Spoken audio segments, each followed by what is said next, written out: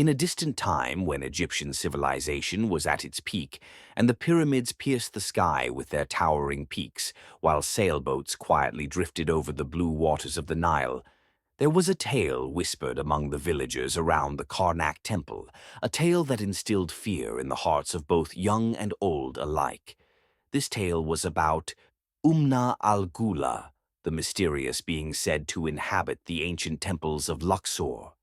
In ancient pharaonic times, the goddess Sekhmet was worshipped as the goddess of war and destruction, depicted as a woman with the head of a lioness. The pharaohs feared Sekhmet for her ability to spread diseases and plagues, but they also sought her favor for healing. This duality of power and terror made Sekhmet one of the most feared deities. Over time, the stories of Sekhmet began to merge with popular folklore, becoming Umna Al Ghoola. The legends said that Umna Al Ghoola resided in the Karnak temple, where the massive statue of Sekhmet stood. It was said that she would appear on dark nights, emerging from the temple to begin her journey through the surrounding villages, searching for her victims. In the 18th century, the village neighboring the Karnak temple lived in relative peace.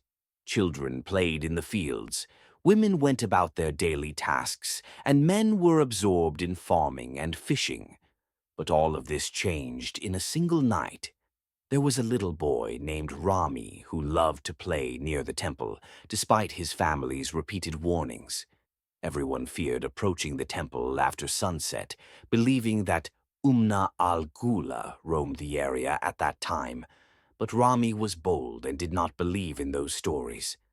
One night after the sun had set, Rami sneaked out of his house and headed towards the temple. He wanted to see Umna Al Ghoola for himself, to prove to everyone that she was just a myth. But as he approached the temple, he felt something strange in the air. The atmosphere was heavy, as if an invisible force was pressing down on him. As he stood next to the statue of Sekhmet, he saw something moving in the darkness. A huge shadow appeared in the form of a hideous woman with the head of a lioness. Her eyes glowed red, and her massive body filled the space. Rami could not move, nor could he scream. Then the shadow suddenly disappeared, and Rami was never seen again. Rami's disappearance marked the beginning of a series of strange events in the village.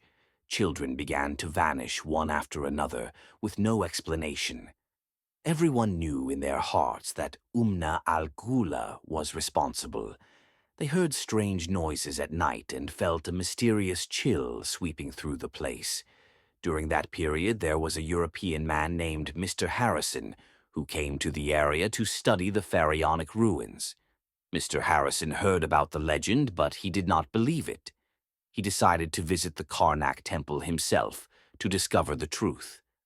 On a dark night, Mr. Harrison took his torch and headed towards the temple. The atmosphere was eerily quiet, with only the sound of the wind passing through the stone columns. As he wandered among the statues and pillars, he heard a strange noise behind him.